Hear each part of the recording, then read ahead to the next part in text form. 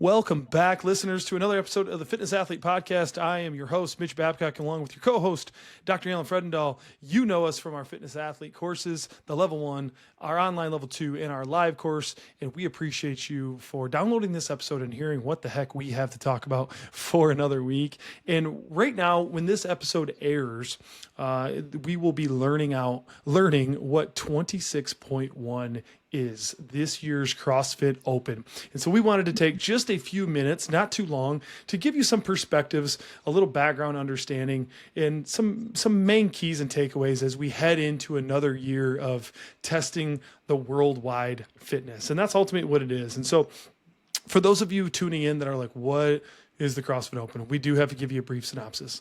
Every year since 2011, CrossFit HQ organizes a 3-event, well, you're speaking, the number of events have changed. It started with 5 tests, but we're down to 3 tests of fitness that are 1 workout a week for 3 continuous weeks that people all over the world are going to take on. It is the largest sample size pool of fitness that we know about in terms of being able to test empirical full body status of conditioning, fitness, strength, you name it, and being able to use a sample size of hundreds of thousands of people from a variety of demographics from North America, South America, Asia, and Europe, and be able to look at all those people with the same test of fitness and be able to actually plot that data and say, where do I stand amongst other people that do CrossFit, and what percentage and how is that year over year changing for me? And so any more background to add to that, Alan? I know you're a nerd and you like to research a lot of the background. So give them a little bit of some CrossFit Open background that I didn't summarize there. Yeah, I think the history of it is cool. This is the 16th year. So we actually had 2 opens in 2019 because CrossFit had planned to switch the open to the fall. And so we had a spring and a fall open, and then we missed one entirely in 2020 due to COVID. So it's crazy to think that there are people out there who this is their 16th year of showing up to the open. And for me, I believe it's my 9th. My first one was 2018. And so I love it. I look forward to the open. I've gotten more into endurance athletics lately the past couple years, but I still look forward to the open to see kind of like how is my CrossFit fitness. And I look forward to it as much as I look forward to my annual physical. It's data and information on how my health and fitness and wellness is doing. Am I where I want to be? Am I not where I want to be? And if so, do I have a reason to explain that? No different than finding out, I think, your blood pressure levels or cholesterol levels of good or bad. It's information to help me make a decision. If I want to perform better at CrossFit and I didn't do as well as I wanted to, I know I need to train more CrossFit and run less marathons, or vice versa. And so I really look forward to doing it just to get some information, and if only to compare me to me in previous years of how, if we redid a workout, how did I do now compared to 5 years ago? Or am I able to do movements now in a workout that I didn't even have the skills for in previous years? And so I think it's fun and exciting. It's also a great time for people new to CrossFit. As much as those of us who've been doing it for a while, it is so cool to see people lift heavier than maybe they thought they could, or get their first muscle up or handstand push-up or double unders or something. It's a time to kind of put our training to the test. It's literally what it is, and it's a very exciting time. Yeah, exciting. And we talk a lot about the magic of the open, and like that's only created from people taking it on head first, whether they are newbies, novices, or people that have done 16 opens. We all kind of feel the same way when we line up at the start line of that first workout and your stomach's turning again and you haven't had these butterflies in your belly since high school football, right? And it's like there's an element of that I think humans, we need it, right? Like we need these opportunities to really line up and just see where we're currently at, and to be put in an uncomfortable position a little bit, and to push and challenge our fitness to its current level. Now, I think it's important to realize that's as far as it goes, right? Like I've done, this is year 10 for me. And all 10 years, I feel as I've performed as well as I could, given life circumstances, et cetera, and training, and have been fortunate to be in the top 90 is kind of percentiles year over year. But all that to say, it didn't take me anywhere. right? Like I'm not a games athlete, right? Statistically speaking, most of us are not, right? Out of the 300,000 people that are going to take on the Open, we're going to get less than 100 of them across age divisions to be competing for the fittest in the world. So for all of us to feel some level of performance pressure associated with it, and to try to wrap our personal identity around our performance in the Open is really not what this is about. This is about seeing where we're at currently right now. Like you mentioned, it's an annual test of fitness. How am I doing? And see like how hard can I push? If I've been training hard at this, have I achieved those skills? Can I squat a heavier weight? Do I have a PR in my snatch? Can I showcase a handstand push-up now or a pull-up or do toes to bar? Whereas years past, I didn't have that skill and I worked really hard to achieve it. Those are what make the magic in the Open. In it literally just freeing yourself from the performance pressure of needing to prove something to somebody, because we don't. We need to just prove it to ourselves that we're the type of person that's willing to get in the arena and to do the thing and be uncomfortable and to be judged and scored against your peers and allow that to move and motivate you in hopefully a direction that is beneficial for your long-term health and fitness, because ultimately that's what we're in this for. And I always tell people it's only $20 and you will never have the opportunity to come back and do that year's Open again. You'll never know how you could have done in the moment because you didn't sign up and do the workouts to begin with. And so if that's even a thought in your mind, just sign up and do it. Yeah, and that data is so fun to see. Of just like I like to remind myself too, like in a world where 80% of Americans are not meeting the CDC's physical activity guidelines, right? We're comparing ourselves amongst, technically speaking, the fittest people in our country, the people who literally sign up to do CrossFit. And then of those people that do CrossFit, these are the people amongst them that have signed up to do the Open. So when you look at your score and you say, well, I didn't, percentage wise, I didn't do so well. Percentage amongst the top, like the cream of the crop, technically speaking, like because everybody else is sitting on the couch eating Cheetos and don't even know that fitness should be part of their daily activities. So before you beat yourself up too bad about what position and ranking you are, let's remember where we stand amongst the pool of people that are sedentary, not exercising, not worried about resistance training, and not in the space of trying to progress their fitness. So I think that's important. And one other caveat to this. I would say to the person who is been in the CrossFit space a while and life has done what it's done, which is go up and down and throw you many of different curveballs along the way. And you're eyeballing this year and you just know in your heart of hearts that this isn't going to be your best year. Right? For a multitude of reasons, you just know this is not like 2026 is not going to be my fittest year. And you're feeling a bit down about like, I don't want to sign up, right? Because I don't need to see that. I had someone tell me this. I don't need to see that I am less fit than I was in whatever year, right?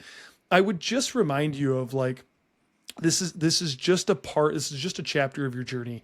And there are other variables that are important in one's life.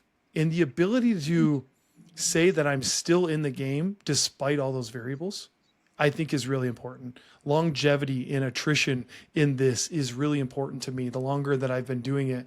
And just to say I've done 13 Opens. Some of them were great for me. Some of them weren't. But just to say I've done that many, I've been in it, I've stayed on course for that long is really important. I told someone like, hey, this might not be your fittest year, but over the last 3 years, you started a business, your kids entered high school, you have a heck of a lot more money in your bank account, right? Like there's a lot of other metrics that were really important to you and your family. And the simple fact that you're still making some time to do this fitness, I think is more important than whether or not you're 78th percentile or 74th percentile. So try to remember that perspective. If that's you, if I'm speaking to you right now, I hope that you give yourself some credit for simply still being in the game, regardless of what that placement looks like for you.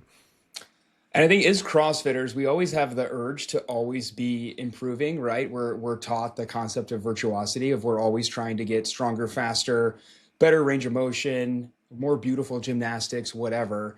But I think, especially in the context of the Open, like you said, with life stuff, the value of just maintaining, I think, is underrated. Of across 5 years, you got the same score, you're 5 years older. You are doing different life stuff, right? The fact that you're at the same score with even a few percentage points speaks volumes to how fit you still are, considering you're now older and maybe you haven't been training as much as in the past. And I think a lot of people see that I'm not always getting 5% better, therefore it was a bad open. There is a lot of value in recognizing I've had a lot of stuff going on and I'm just as fit now as I was 5 or 10 years ago. I don't think people give themselves enough credit in that regard. No, they certainly don't. And you're exactly right. Staving off what is this fall off for most Americans, right? Year over year, less mobile, less strong, less fit, and your trend line held baseline all the way through that. And that's a significant improvement of fighting against chronic disease and decrepitude ultimately, right? So yeah, that's kind of some of the magic moments for me in the open. And like we mentioned, how many years we've been doing this, is year 10 for me. And I do want to mention too that the movements that get announced, we have no idea what they're going to be. And some of them, many of them, are going to test base levels of fitness, which we like about. This year's open is going to have the quarterfinals, which means that the top 10% are going to advance into another wave of testing. That format alone lets us know that, hey, wave one of testing is likely going to be a little bit more of the low hanging fruit, right? Because once we operationally define, like, amongst those people, where are the top 10% fittest, then we have another wave of testing where we can add in more skills and some more technically proficiency, I guess you could say, to weed out the rest of the fitter. The rest of the fittest, if you will. So with that being said, it gives me a lot of hope that these next 3 tests of fitness are going to be some of that base level of aerobic capacity, power output, and base levels of strength, i.e. a light dumbbell or moderate weight dumbbell, a light barbell, that sort of thing. So do you have any predictions or recommendations for people as we head into these first 3 weeks of the Open, Alan? Yeah, when I first started, which was around the same time as you, it was a 5-week test, and the workouts were much more complex, heavier barbells, higher skill gymnastics, and also just a lot more logistical challenge to the workout itself. Over the years, I don't think it's fair to say the workouts have become easier. They have certainly become simpler. And so if the format stays the same as it has, you should expect what we might consider moderate, or even to some people, longer duration workouts. It's not uncommon to see a 15 or 20-minute AMRAP, which means pacing becomes really important. I think a lot of people see a 20-minute AMRAP of a dumbbell snatch and a box jump over and double unders, and they think, wow, I've got all that, I'm just going to swing for the fences. And it's really, yes, it is a test of your power output, but how can you maintain that power output over 12 or 15 or 20 minutes? We very rarely see something like a 21-15-9 where the workout is designed to be completed in 3 to 5 minutes, which does reward that person who comes right out of the gates hot. And so for folks that are maybe new to this, I don't want to say start slow, but keep in mind, you're going to be doing a lot of rounds, probably of 2 or 3 or 4 movements. Movements may change slightly, or weights may slightly go up, but you're going to be moving through moderate to high volume. And so keeping pacing in mind. I watch a lot of people win the first round and then not finish or not get the score they thought they could based on the pacing in their head versus what they actually did when the clock started. Yeah, dude, this is the Open 101, right? This is the rookie mistake, which is, and I hear it all the time, which is, well, I'm just going to full send this first try at it. And then my next time I'll pace it better. And dude, I would so rather the opposite. I would so rather you pace it the first time. And then if you really felt like you had more in the tank, which I promise you won't, but if you do feel like you overpaced it, I'd rather the second attempt feel like you're leaning on the gas better. And everyone chooses the first option, right? And it's like, dude, you just made it more painful on yourself. You just put more pressure on yourself. Now come Monday, you're going to retest it. You're sore. You're not feeling the mentally, you're gun shy. You're like, boy, that workout bit me in a bad way. I don't know that I want to revisit that kind of pain again. So I would so much rather you be like, look, if this workout is longer than 5 minutes, which most of them are going to be, you cannot twist the throttle all the way and hold it to the finish line. So let's come out a little bit more controlled and understand that, like you said, there's going to be a lot of rounds and a lot of reps here and slow. I always think back to, the Open reminds me of the original Fast and Furious movie. If you're old enough like us to remember that, they're drag racing and the one guy smashes the NOS button too early and the other guy's like, too soon, Junior. And like, that is everyone during the Open, where it's like, oh boy, that's a fast burpee speed. And you already know in your heart of hearts is like, they're not going to hold on to that. And then next thing you know, they're doubled over. So try not to be the guy who hits the button too soon on this first workout or any of these workouts that come out. Pace them a little bit better. One of my greatest memories is of a friend of ours at our gym, Rance, who was in an open workout and who went way too hot, as he has a propensity to do. And I'll never forget, I can't remember the exact workout, but I remember it had a 15-minute time cap. And it was 14:15 on the clock, and he sat down on the floor because he was done. And physically unable to finish. 45 seconds left, not able or willing to get any more reps. And I just remember everyone in the gym screaming at him to get up, and he was so toasted. And I think, gosh, he must be really feeling physically awful right now. Dude, what a great memory. Getting into some other details around the Open and what makes it special. Sorry about that. What makes it special about the Open is like the opportunity to have a skill and get a skill for the first time. And so some of this comes down to, should I RX or should I scale the Open, right? And from a scoring perspective, we always tell people, if you're able to do it RX, you should, because that's the way the leaderboard will work, right? One RX repetition is going to rank higher than 100 scaled repetitions. But it also kind of encourages people's hand, the way the workouts are typically structured, to, I'm right on the bubble. I think I want to make a reach for RX. And when they do, and they don't often make that decision, that's when they're faced with like, now I got to try a pull-up, or now I'm going to try a toes bar. And that's when they get that repetition that they didn't think they had, right? And I can just remember distinctly members getting their first toe to bar during the Open and just screaming and jumping up and down. A member getting their first bar muscle up and just absolutely the gym erupting, right? And again, circling back to what makes the magic of the Open, that is the opportunity, I guess, to test yourself on those skills and something that maybe you thought was not possible becomes possible on an event like the Open. And I always tell our members to take it two ways. Of the workouts, shout out to Dave Castro, he knows what he's doing.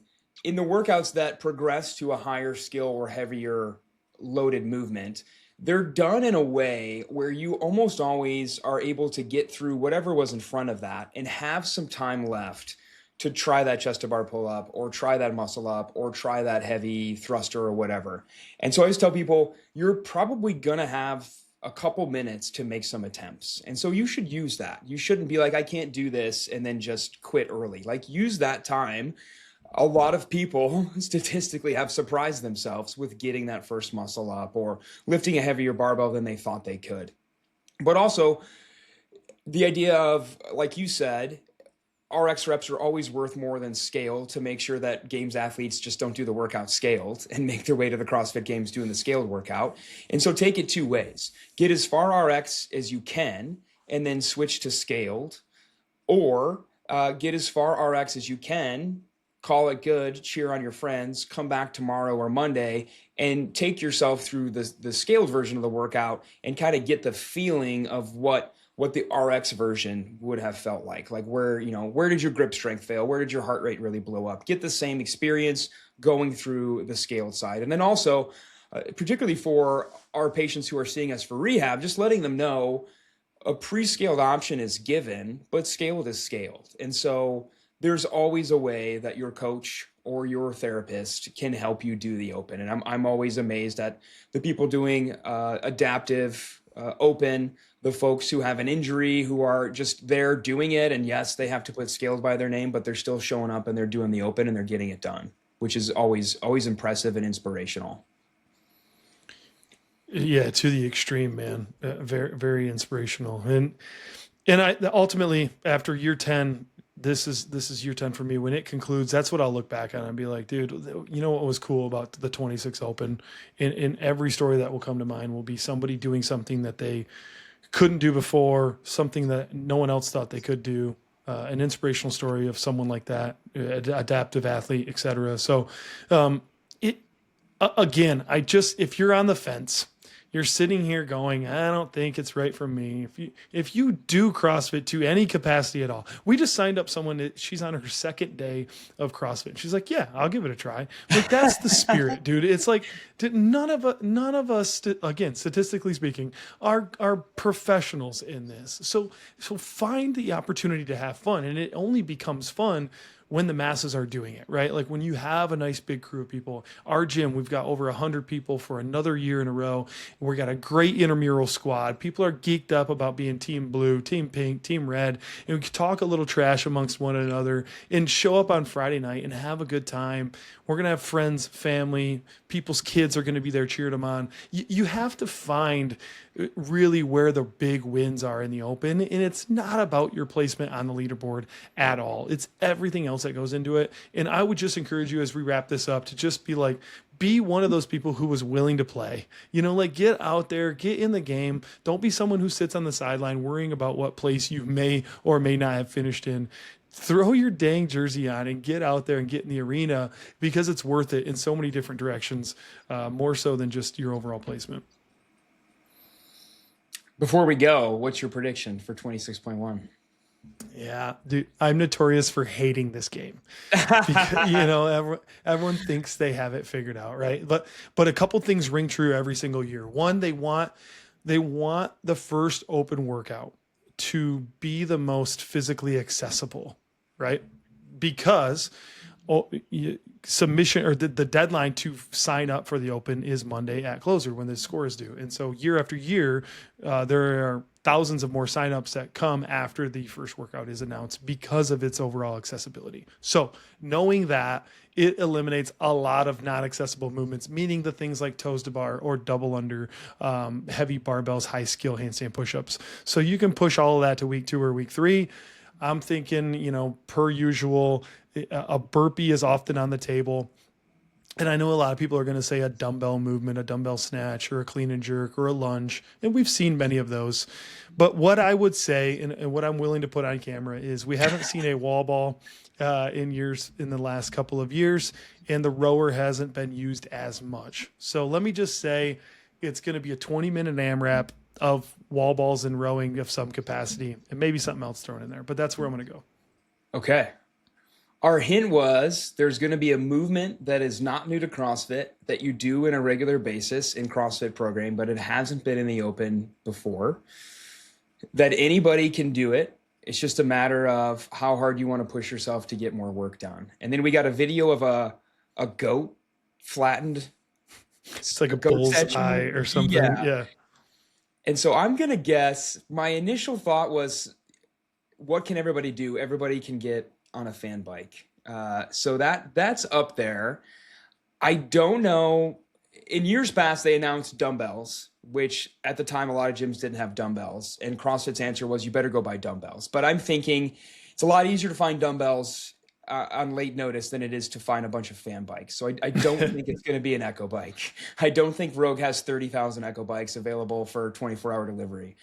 So given the horns posted, I'm going to go with single arm devil's press. And I think it will be lighter than we normally see programmed, maybe 35 pounds for guys, 20 for ladies, something that the majority of people can get over their head. And then I agree with you, something else. We usually don't see just one movement. So single arm devil's press and rowing. I could see single arm devil's press and wall balls, the redundant fatigue of pressing overhead. But I think it's going to be a devil's press. All right, we're on record. We will find out in 24 short hours. And this episode is posted, we'll probably already know, right? When you guys are listening to this, you'll already know, and you'll laugh at our poor predictions. So that's great. I will tell you this: if you're listening and you are doing the Open, we want to hear from you. Let us know. Slide into DMs. send us a message at the Fitness Athlete Ice Physio account and share this episode with someone. If you got somebody who's like on the fence about doing the Open, maybe feeling down about it, not wanting to sign up, we'd love it if you share this episode with them and just encourage them like, hey, like this is about more than just your individual score. This is about the movement as a whole of like what we stand behind and what we believe in from a fitness forward perspective. And this is part of being about it. And that's part of our ice culture and our ice team DNA is that from a fitness perspective, we want to be on the front edge of all of that. So shout out to all of you who are. I will see you on the leaderboard. Alan will see you on the leaderboard. Feel free to talk as much smack to me as you want. My friends do a great job of doing that to me as well. So I am all ears for it. Got thick skin. Happy to entertain any and all of your smack talk over the next few weeks. Alan, thanks for joining, and thank you guys for listening. We'll see you soon.